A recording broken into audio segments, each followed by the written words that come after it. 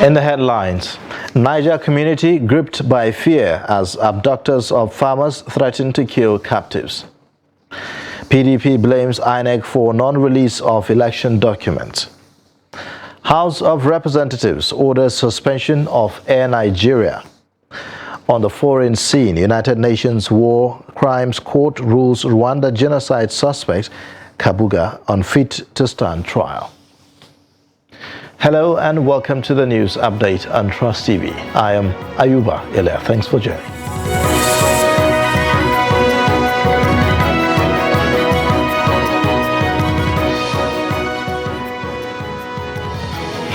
We begin with security matters. Bandits have threatened to kill the remaining abducted farmers from Kafinkoro, Kwagana and adjoining communities in Paikoro local government area of Niger State if ransom was not paid. Two of the victims were released to inform the relations of the rest of the abductees of their decision to kill them if ransom was not paid. The coordinator, Justice, Development and Peace Commission, Catholic Diocese of Mina, Reverend Father Bahago Dauda Musa, who has been in close touch with the affected communities since the incident, told Trust TV that the victims, including women, were being tortured by the bandits. In a 16-minute video released by the bandits, after 4 of the victims were released, one of the bandits in military camouflage uniform shot 2 men on foot while the remaining victims screamed. Okay, when you're down, Rabe.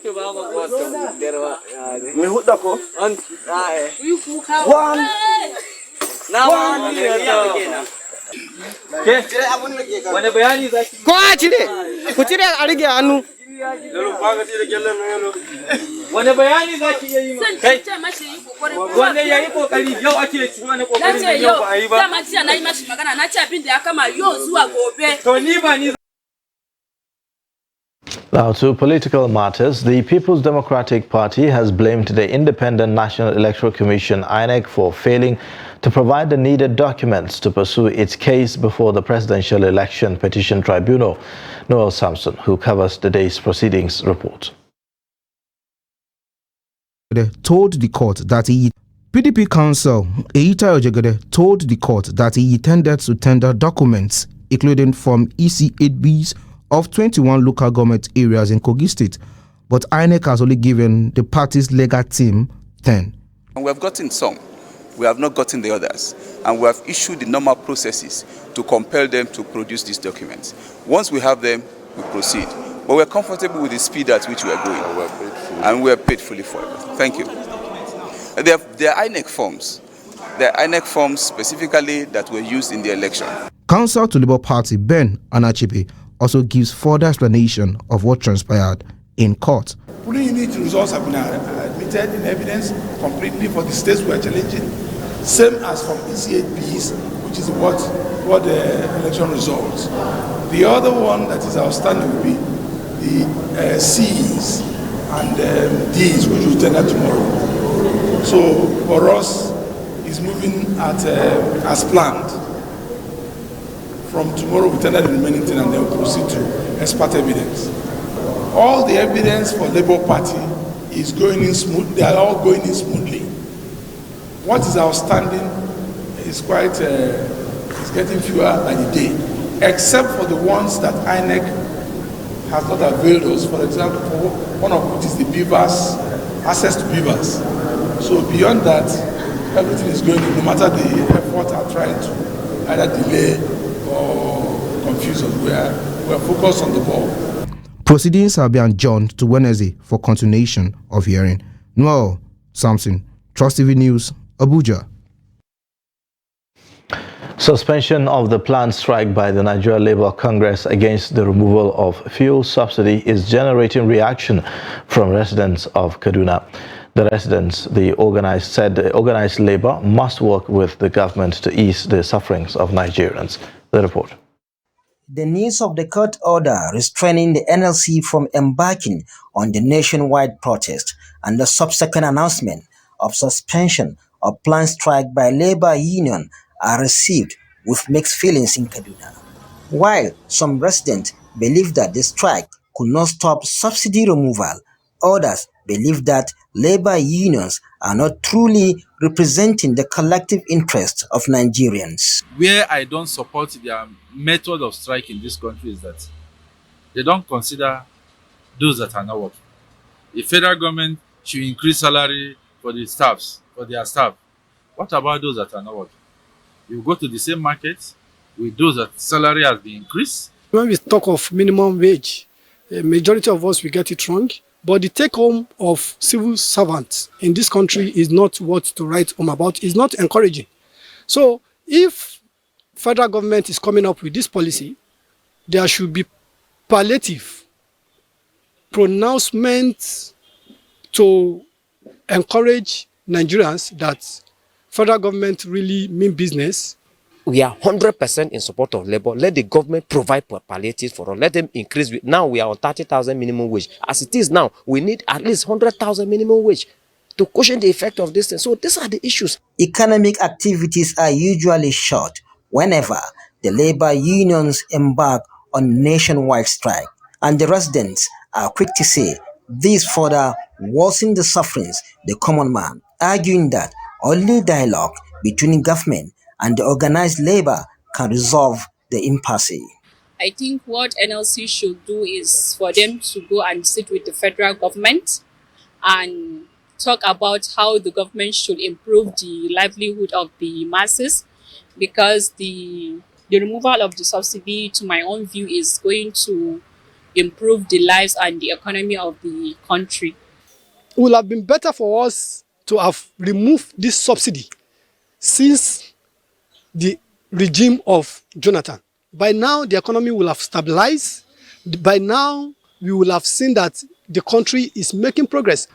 The government are promising that definitely they are going to use this money for subsidy removal for into other investment and other to alleviate the plight of the masses. So if we are going to take government by their words and they are going to do the needful, we expect that there will be a serious change and there will be development in our country. Nigerians are now waiting to see the result of the final outcome of negotiations between the government and the NLC, whether lingering fuel subsidy will be a thing of the past. Bella Musa, Trust TV News, Kaduna. The presidential candidate of the Labour Party, Peter Obi, says his position has not changed, that management of the fuel subsidy regime in Nigeria is an organized crime that permits stealing of the country's resources. Obi spoke to reporters on Tuesday on the sidelines of the ongoing hearing of the petitions challenging the February 25 presidential election at the Presidential Election Petitions Court in Abuja. He therefore stressed his determination to remove it and introduce a new open and transparent system that carries the people along. If you have followed me very well, right from the time I was a member of Jonathan's economic management team, I've consistently maintained that we need to remove subsidy. Because for me, it's organized crime. People were just stealing the resources of the country, and that crime has to stop. And I showed my own position in empirical data to show that the amount of fuel we consume is totally far ahead of what we're supposed to consume. I showed it in data, comparing with countries like Pakistan, and it's very clear. So I maintained about its removal. And throughout my campaign, go and read my manifesto, I maintained about its removal. If you have a toothache and you go to a dentist, there's a difference between removing your tooth by applying anesthesia, which will alleviate your pain, and just pulling it out. The difference is that I believe it should be removed with conditions, and that condition has to be applied. If I was involved, I would have shown in empirical statistical data how much we're going to save, where we are going to apply it, the gains for the people, so they can, just like I said all throughout my campaign, that I'm going to govern the people by being open, showing them empirically verifiable facts on how the country can be better, and everybody can follow it.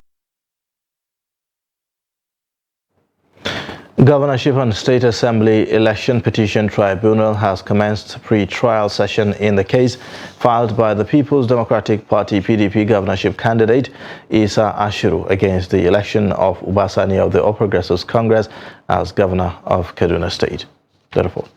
Before commencement of trial, the tribunal usually gives opportunities to parties in the dispute to harmonize positions on issues to be determined and documents to be tendered as exhibit, as well as number of witnesses to be presented. What transpired today is what is called a pre-hearing session. It's normally a clearing house to chart a course or a direction for the trial of the petition. So you were in court, and you must have seen that each side have stated the number of witnesses it intends calling. Time was allotted for the witnesses in terms of the evidence in chief, cross-examination and re-examination. After we file our reply to the petition, they now file a reply to our petition, which is also against the law, because they have seen that the petition they filed did not contain anything to support their prayers of wanting to set aside the victory of our client. So we also asked the court now to strike out that reply. We have also informed the court that we have another application that we filed to seek the dismissal of their petition even at the preliminary stage. The court directed that all interlocutory application be filed before the close down of work on Wednesday, saying that the court is time-bound. The tribunal adjourned sitting to 15 June for the continuation of the pre-trial session. Bello Musa, Trust TV News, Kaduna. There is tension in Nasarawa State as angry youths believed to be APC and PDP supporters staged a solidarity protest over suspension of inauguration of the 7th Nasarawa State House of Assembly by Governor Abdullahi Sule, following alleged security threat in the state. Security operatives were deployed to the assembly complex and other strategic areas of the assembly ground to prevent any breakdown of law and order.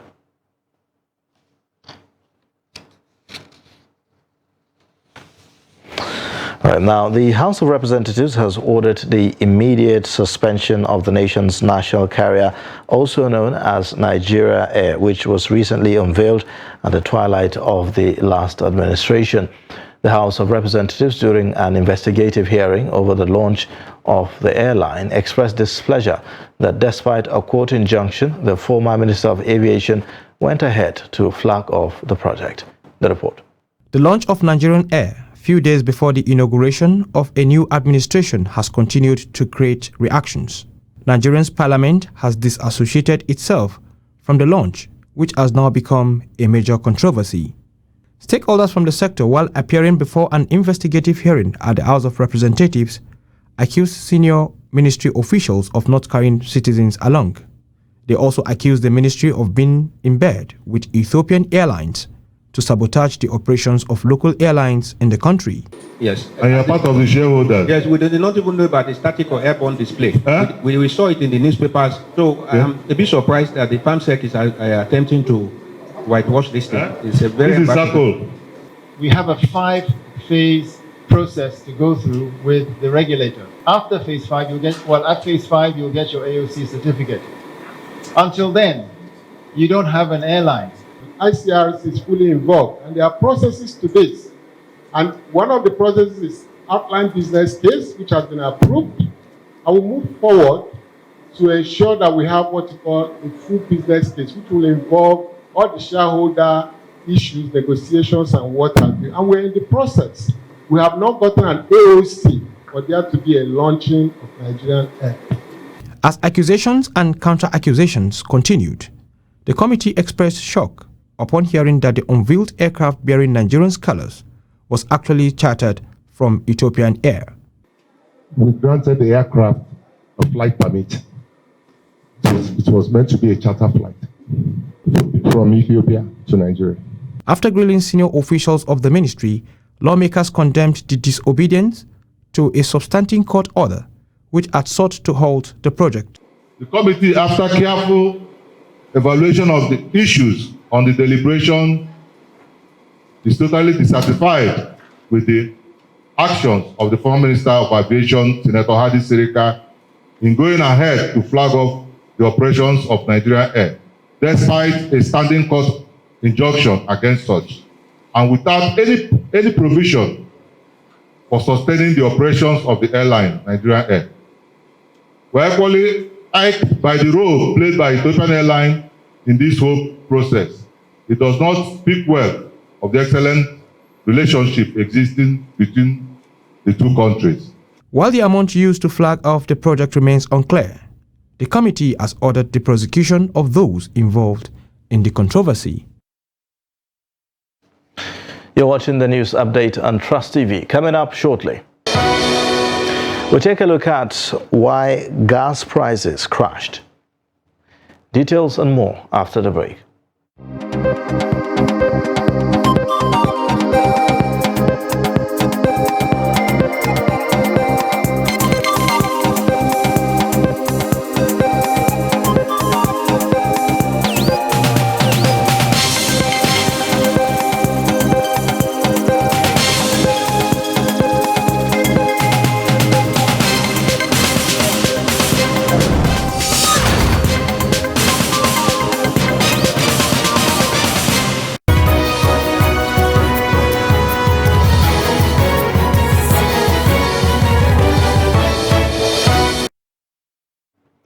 Welcome back. This is the news update. Here's a look at the top stories.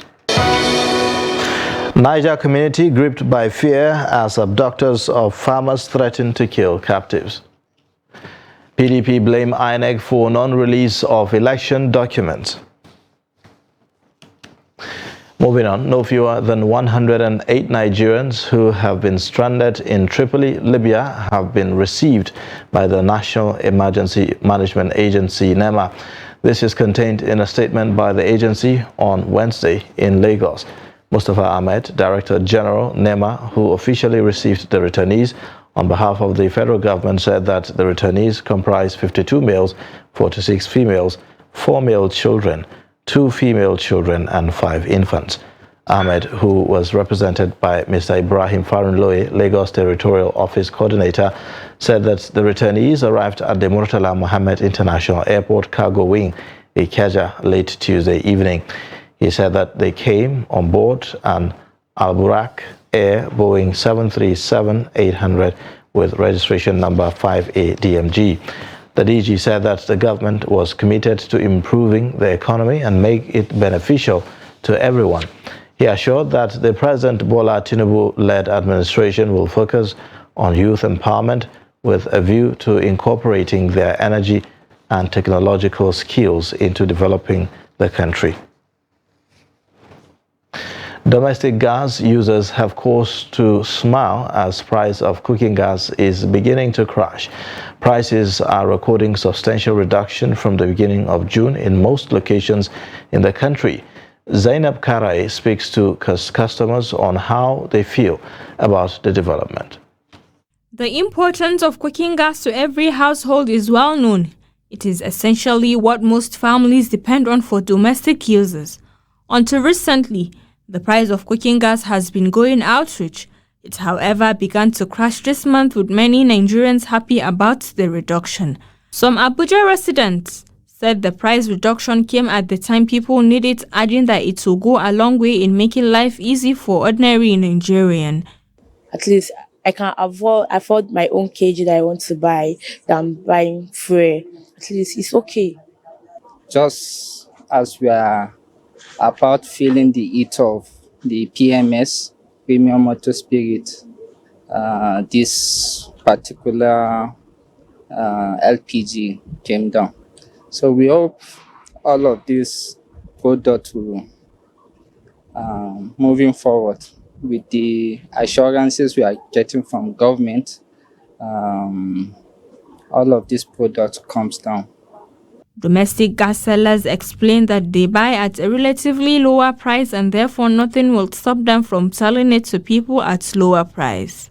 Mostly, LPG prices used to determine with the price of AGO, because most of LPG trucks, they were using AGO for their transport, that is diesel. So the price of AGO started coming down for over 6 months ago. So since that time, when this AGO prices started coming down, then LPG prices start coming down. But with this recent days, we have seen a massive decrease in these LPG prices. Together with this AGO, as I told you before, it determines with the AGO prices. Before now, 12.5 kilogram is sold at over 10,000 naira, but now is sold as low as 8,000 naira. Zainab Garaye, Trust TV News, Abuja. At least 1 million plastic bottles are used every minute globally, raising environmental concern. In Nigeria, millions of tons of plastic waste generated every year are being recycled, thereby creating wealth for those involved in the business. Jamil Mabai tells a story of youth participation in plastic waste business. Nicely packed plastic waste have become a common sight in the streets of Katsina. Ali, a retail dealer, has set up a plastic waste collection point at strategic places, ready for pickup by other dealers. We buy from children who hand-picked them for us or at any occasion. We buy anything that can be recycled and processed. We bring them here for processing before we hand them over to recycling companies. Back to another finished product on Kuma. What started as a means of survival for one person has now grown to cater for 20 people in a state battling poverty and insecurity. Every minute, 1 million plastic bottles are sold globally, leading to a vast plastic waste explosion. This only part of rubber water. You not talk of polythene bags, polythene sachet water, and what have you. If you talk about that, you see thousands, millions tons are being used as debris, as plastic debris annually. So the worst part of the plastic waste is that it affects our farming system because it kills the microorganisms that live in our farms. Without microorganisms, you can never get a nutritional soil that will give you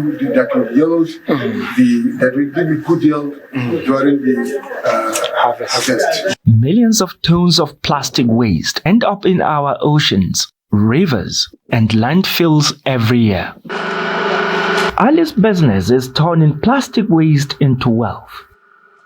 His success highlights the growing demand for sustainable solutions and the important role small businesses can play in creating a more sustainable future. The leftover plastic waste are left on the soil, impacting the soil negatively since they hardly decompose. If people get the right awareness, they will start packaging plastic waste for pickup. At the end, it might generate income for them, no matter how little. Once seen as just a pile of mere rubbish, the rise in the indiscriminate and the careless use of plastic is gradually becoming an epidemic, not only to humans, but the environment. Jamil Mabai, Trust TV News, Katsina. On the foreign scene, judges at a United Nations War Crimes Court at The Hague have ruled Felicien Kabuga, the 90-year-old Rwandan genocide suspect, unfit to stand trial. Kabuga, who had been living under a false identity and evaded capture for decades, was arrested at his Paris home in May 2020. He was then extradited to The Hague, where he entered a not guilty plea. He went on trial in September last year, but refused to appear in court or remotely at the start of his trial. He has followed proceedings via video link from a wheelchair at the court's detention center. The court put the trial on hold in March this year over health concerns. And in sports news, top seed Carlos Alcaraz will face Novak Djokovic in the French Open semi-finals after crushing Stefanos Tsitsipas to set up the highly anticipated clash. Spain's Alcaraz 20 won 6-2, 6-1, 7-2 against the Greek fifth seed. Serbia's Djokovic survived a quarter-final scare from Karen Khachanov to keep his bid for a record 23rd men's Grand Slam singles title alive. Djokovic, 36, was in danger of falling 2 sets behind against the Russian, but prevailed 4-6, 7-6, 7-0, 6-2, 6-2. Now, the third seed could become the first man to win all 4 majors at least 3 times. But if he is going to do what he must come through, his toughest test yet, when he meets US Open champion Alcaraz in the last 4 on Friday. In the absence of the injured Rafael Nadal, Djokovic and Alcaraz have long been considered joint favorites to take the 14-time champion's crown. What they have showed so far in this tournament strongly suggests that remains the case. And that's it for the news update. You can watch more via all our social media platforms and also on our YouTube live stream. I am Ayuba Ila. Thanks for watching. Bye for now.